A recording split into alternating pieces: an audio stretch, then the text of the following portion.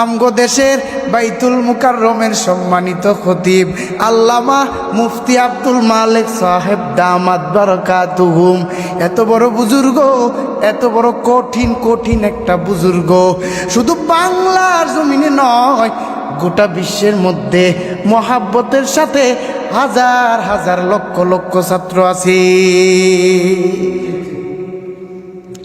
গত বৃহস্পতিবারে বাইতুল মুকাররমের মধ্যে জাতীয় ঈদগাহের মাঠে তারেক মনোয়ার এই ঘটনাকে কেন্দ্র করে বাইতুল মুকাররমের খতিব আল্লামা মুফতি আব্দুল মালিক সাহেব দামাত বারাকাতুহুম আমাদের মাননীয় প্রধানমন্ত্রীর মাথার মধ্যে টুপি পরায় দিছেন, আর সালাউদ্দিন সাহেবের মাথার মধ্যে টুপি পরায় দিছেন।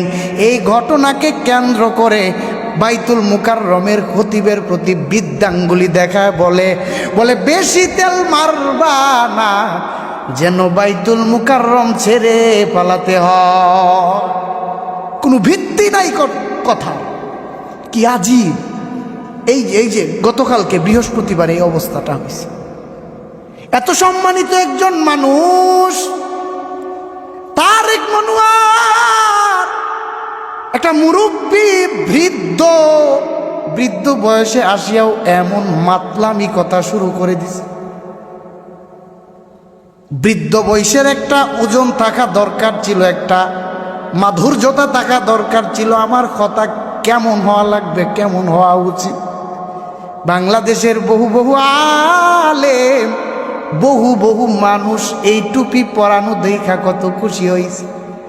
একজন বুজুর্গ মানুষ একটা ব্যক্তির উপরে প্রধানমন্ত্রীর মাথার মধ্যে টুপি পরায় দিছে।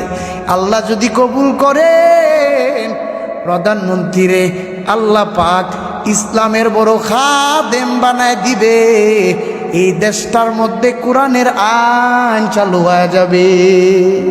হইতে পারেনি,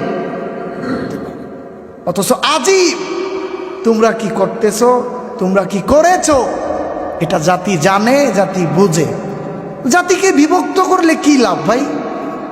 যদি আমার চিন্তা চেতনা ওই রকম হয় যে আমি আমার এই জাতিকে বিভক্ত করব। আল্লাহ যারে সম্মান দেয়, আল্লাহ যারে অনেক কিছু দান করেন, কেউ তারে নিচে নামাইতে পারবে না। আল্লাহ বলে, ও গোলাম, গোটা পৃথিবীর মানুষ চেষ্টা করবে তোরে সম্মান দেওয়ার জন্য, আমি আল্লাহ যদি সম্মান না দেই গোটা পৃথিবীর মানুষ সম্মান দিতে পারবে না। গোটা পৃথিবীর মানুষ চেষ্টা করবে তোরে সম্মান থেকে নিচু করার জন্য, আমি আল্লাহ যদি না নামাই কেউ তোরে নামাইতে পারবে না। সম্মান দেয় আমি আল্লাহ, সম্মান নেই আমি আল্লাহ। আমি আল্লাহ সম্মানের চেয়ারের মধ্যে বসায় দিই।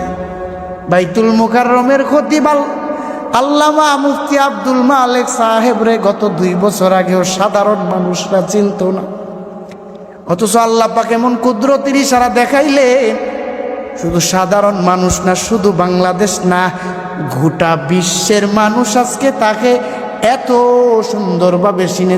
তিনি একজন বুজুর্গ, তিনি একজন বুজুর্গ, মহাব্বতের সাথে চিনে। আর তোমরা রে কিভাবে চিনে, তোমাদেরকে কিভাবে চিনে, এটা জাতি জানে, বুঝে। এই জন্য বোঝা লাগবে। আল্লাহ পাক আমাদেরকে সঠিক বুঝ দান করুন।